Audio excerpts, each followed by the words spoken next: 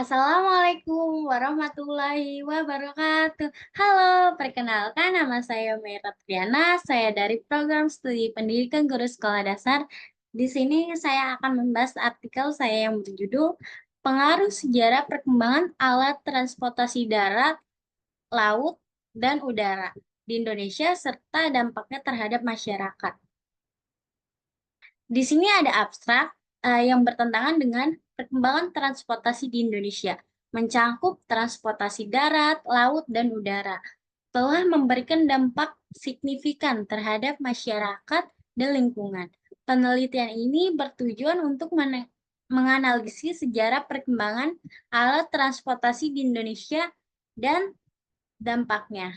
Metode yang digunakan adalah studi literatur untuk mengkaji evolusi transportasi dari masa kolonial hingga era modern, serta dampak sosial dan lingkungan yang ditimbulkan. Perkembangan transportasi darat ditandai dengan adanya peningkatan penggunaan kendaraan bermotor yang menyebabkan polusi udara dan kerusakan lahan. Transportasi laut, meskipun ramah lingkungan, berkontribusi pada posisi polusi laut dan degradasi habitat pesisir. Namun, terdapat peluang melalui perkembangan teknologi transportasi yang berkelanjutan, revolusi digital, investasi infrastruktur, dan kolaborasi antar sektor. Kesimpulan penelitian menunjukkan bahwa untuk mencapai sistem transportasi yang berkelanjutan, diperlukan adanya kebijakan yang mendukung teknologi bersih, regulasi yang ketat, inovasi industri, dan partisipasi aktif dari masyarakat. Dengan upaya terpadu dari pemerintahan, industri, dan masyarakat Indonesia dapat mengatasi tantangan dan memanfaatkan peluang untuk membangun sistem transportasi yang efisien, ramah lingkungan, dan berkelanjutan. Selanjutnya, di sini ada pendahuluan yang berisikan tentang sejarah perkembangan alat transportasi di Indonesia, mencerminkan perjalanan panjang dari era tradisional hingga era modern. Dari mode transportasi darat, laut, hingga udara, setiap jenis transportasi mengalami evolusi seiring berjalannya waktu. Perubahan ini membawa tidak hanya mengubah cara orang berpergian, tetapi membawa dampak besar terhadap berbagai aspek kehidupan masyarakat, menurut Jahid 2023. Di sini ada jenis transportasi, yaitu ada transportasi darat, laut, transportasi udara. Nanti saya akan jelaskan di slide bagian akhir. Di sini ada dampak. Dampak dari perkembangan transportasi ini sangat luas dan menyentuh berbagai aspek kehidupan masyarakat, meningkatkannya aksesibilitas dan mobilitas, membuka peluang ekonomi baru, mempercepat pertumbuhan wilayah, serta memudahkan distribusi barang dan jasa. Namun, perkembangan ini juga membawa tantangan seperti kemacetan, polusi, dan dampak lingkungan lainnya yang memerlukan perhatian dan penanganan serius menurut Putri 2022. Melalui kajian sejarah perkembangan alat transportasi darat, laut, dan udara di Indonesia, kita dapat memahami bagaimana perubahan-perubahan ini mempengaruhi masyarakat dan membentuk dinamika sosial ekonomi yang ada pada saat ini. Di sini ada metode. Penelitian ini dilakukan dengan metode studi literatur untuk mengkaji sejarah perkembangan alat transportasi darat, laut, dan udara di Indonesia serta dampaknya terhadap masyarakat.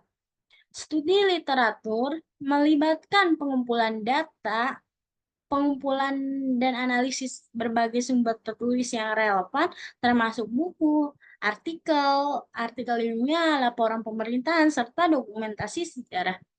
Data-data yang terkumpul kemudian kita dapat menganalisis untuk mengidentifikasi pola perkembangan dan perubahan yang terjadi pada setiap mode transportasi di masa ke masa yang akan mendatang.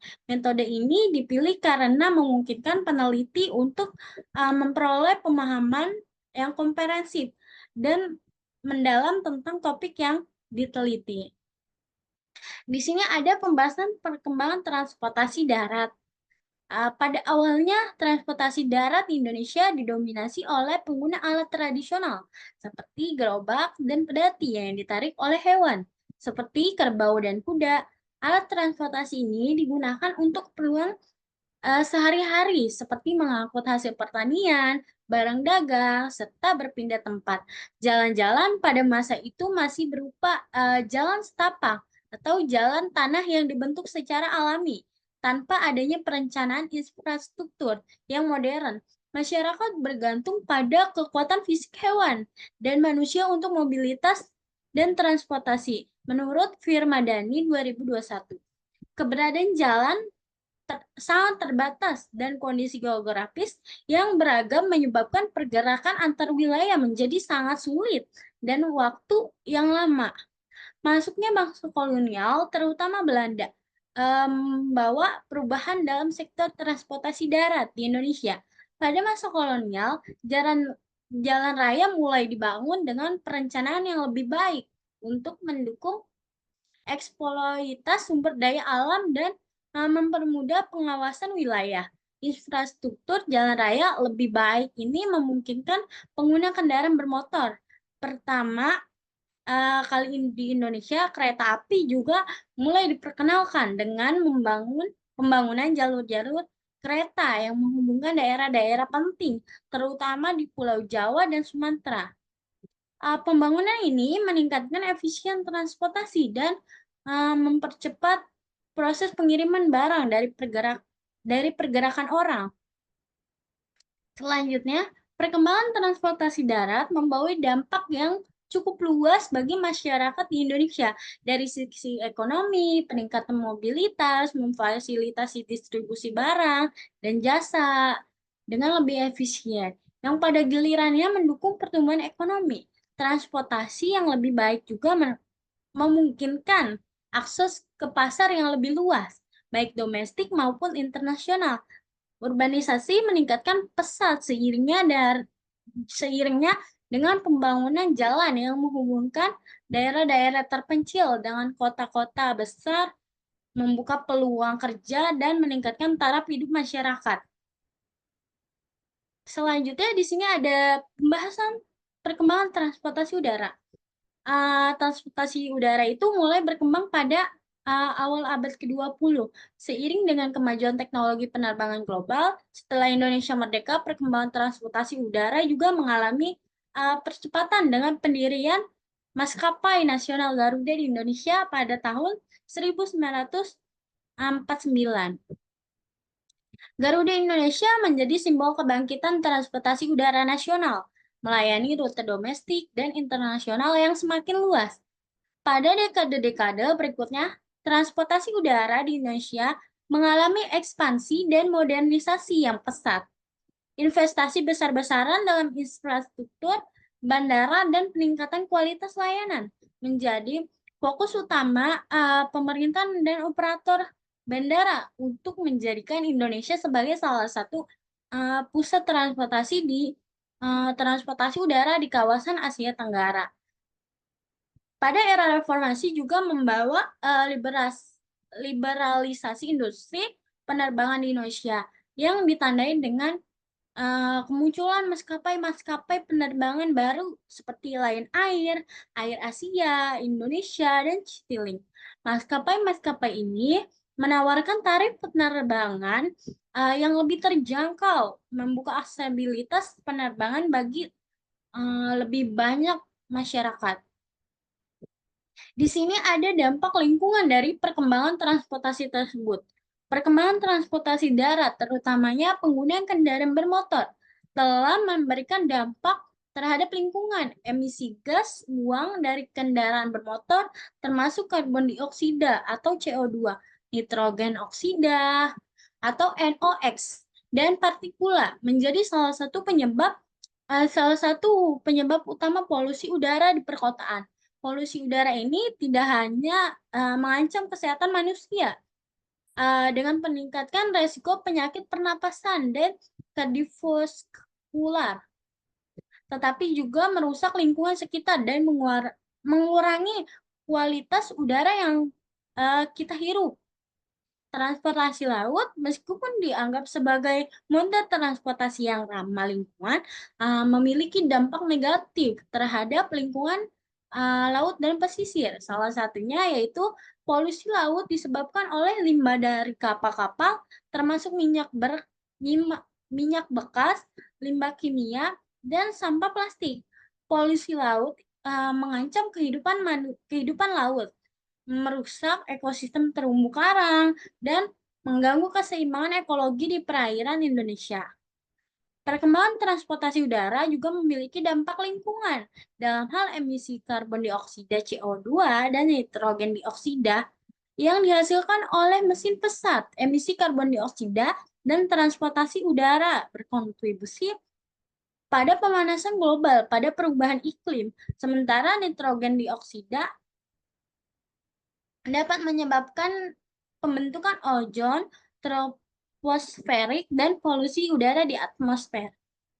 Selanjutnya kita bisa mengurangi dampak, yaitu kita memerlukan adanya upaya mitigasi yang komprehensif dari berbagai pihak terkait. Salah satunya yaitu bentuk pendekatan utama adalah dengan mengadopsi teknologi transportasi yang lebih bersih dari ramah lingkungan, seperti kendaraan listrik, pesawat yang lebih efisien bahan bakar, dan kapal dengan teknologi pengendali emisi yang lebih baik.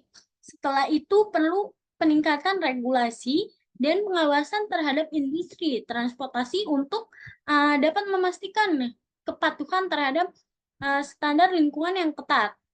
Pengembangan infrastruktur transportasi yang terintegrasi juga dapat mengurangi penggunaan transportasi umum yang lebih ramah lingkungan dengan upaya bersama dengan berbagai pihak. Kita dapat mencapai sistem transportasi yang lebih baik berkelanjutan dan melindungi lingkungan bagi generasi mendatang. Selanjutnya ada tantangan dan peluang. Tantangan yang dihadapi dalam pengembangan transportasi di masa depan mencakup berbagai aspek holistik. Pertama-tama, pertumbuhan populasi yang pesat dan urbanisasi yang meningkat di berbagai negara menghadirkan tekanan besar pada infrastruktur transportasi yang sudah ada. Lonjakan jumlah penduduk, terutama di perkotaan, menyebabkan kemacetan lalu lintas yang parah, meningkatkan polusi udara, dan mengurangi efisien mobilitas. Namun, tantangan yang ada terdapat peluang besar untuk meningkatkan keberlanjutan dan efisien transportasi.